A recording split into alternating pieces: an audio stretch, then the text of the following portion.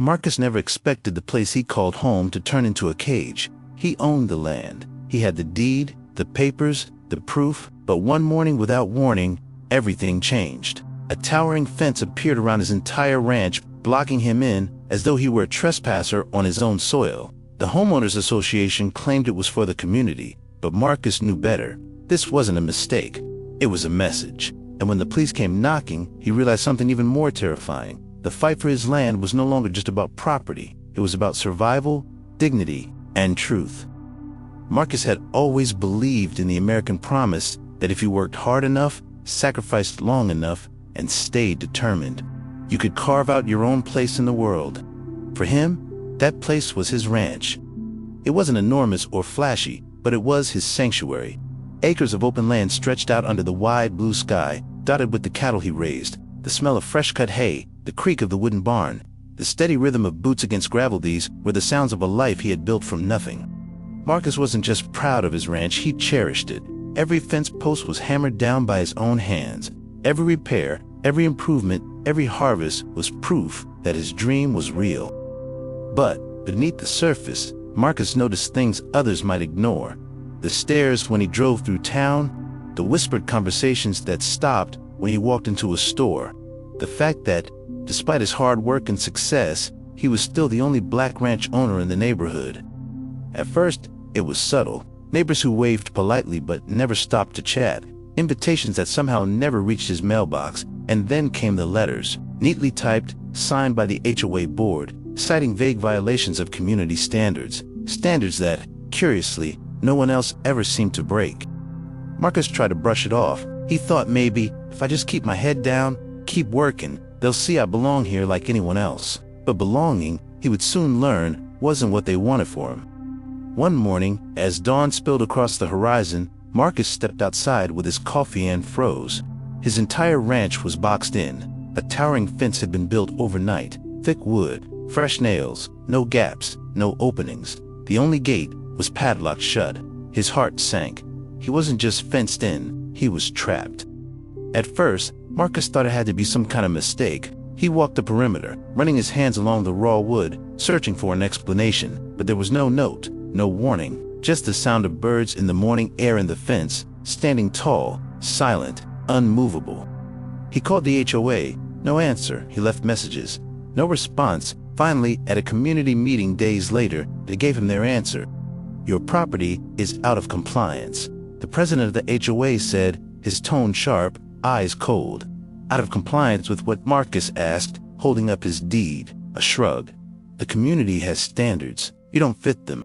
The room was quiet, but Marcus could feel the weight of every stare pressing against his back. Some smirked, others looked away. Not one person stood up for him. Days passed. Deliveries stopped arriving, trucks couldn't get through the gate. Friends came by, but they were forced to park outside and climb over the fence just to visit. Even emergency vehicles couldn't reach him without permission from the HOA. It was humiliating. Marcus, a man who had worked all his life for independence, was suddenly reduced to asking others for permission to leave his own home. And then, the worst blow came. One evening, Marcus returned from town to find flashing lights by the gate. A police car. 2 officers stood waiting. Sir, one said, you're trespassing. Marcus laughed in disbelief. Trespassing? On my own land? I own this property. I have the deed. But the officers weren't smiling. The HOA filed a complaint. Until this is sorted out, you're not allowed to be here. Before Marcus could protest further, the cold bite of steel closed around his wrists. Handcuffs. He looked up, and his neighbors were gathered, phones out. Recording, some laughed, some whispered. The sight of a black man in cuffs in their eyes seemed to confirm what they had always believed. Marcus sat in the back of the squad car, his chest heavy, his throat dry. He stared at his ranch, the barn he had built, the cattle he had raised, the land he had worked, and he realized, in that moment, that it wasn't just a fence keeping him trapped. It was something far bigger. This wasn't about land. It was about power, about prejudice, about erasing him. The jail cell was cold. Concrete walls, a thin blanket, the kind of place designed not just to hold you, but to break you. Marcus sat there in silence, replaying every moment in his head. The cuffs, the laughter, The looks on the faces of people who had decided long before that he didn't belong. For hours, he thought about giving up, selling the ranch, leaving the town, starting over somewhere else. But then he remembered the sacrifices it had taken to get there. The years of work, the long nights, the broken bones, and endless repairs. He remembered his father's words, "Never let them take what you've earned." Marcus decided that night he would fight. With the help of an attorney, he gathered every piece of evidence, deeds, records, letters from the HOA, proof that the land was his, and that their fence was nothing more than an illegal act of intimidation. The courtroom was packed the day his case was heard.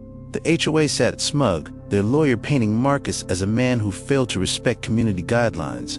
But when Marcus stood, his voice steady, and held up the deed, the room shifted. He told the truth, not just about the land, but about what had been done to him. The humiliation, the false accusations, the fence that turned his home into a prison. The judge listened. When the gavel finally struck, Marcus's world changed. The fence would be torn down, the charges dismissed, the HOA ordered to compensate him for damages. Marcus had won, but even in victory, he carried the weight of what had been done to him. The day the fence came down, Marcus stood tall, watching the boards crash to the ground. Neighbors peeked from their windows, some silent, others pretending nothing had happened. But Marcus wasn't the same man anymore. The land was his again, yes, but the scars ran deeper than any fence. The humiliation, the injustice, the memory of those cuffs, it would never fully leave him, and he knew he wasn't alone. For every Marcus who fought back and won, there were countless others whose stories never reached a courtroom. Men and women whose voices were silenced, whose dignity was stripped, whose lives were boxed in by walls built not from wood and nails, but from prejudice and power. Marcus's fight wasn't just about his ranch, it was about something bigger, about the reality that no matter how hard you work, no matter what you earn, there are those who will still try to cage you simply because of the color of your skin. His victory was proof, but also a warning. How many more fences will rise? How many more lives will be locked away? Marcus's story forces us to ask a question we can't keep ignoring. When will we finally tear down not just the fences around our homes, but the ones around our hearts? This was Marcus's story, a man who fought not just for his land, but for his dignity, a man who stood against power, prejudice, and injustice and won. But his fight is not over, and neither is ours. Because stories like his happen every day in ways big and small. And if we stay silent, the fences will only keep rising. So, what do you think? Should people like Marcus have to fight this hard just to prove what is already theirs? Let us know in the comments. We want to hear your voice. And if this story moved you, don't let it stop here. Share it. Talk about it. And if you want to hear more stories that expose truths the world tries to hide, make sure to subscribe to this channel. Together, we can tear down more than fences. We can tear down walls of silence, because silence builds barriers, and stories like this, tear them apart.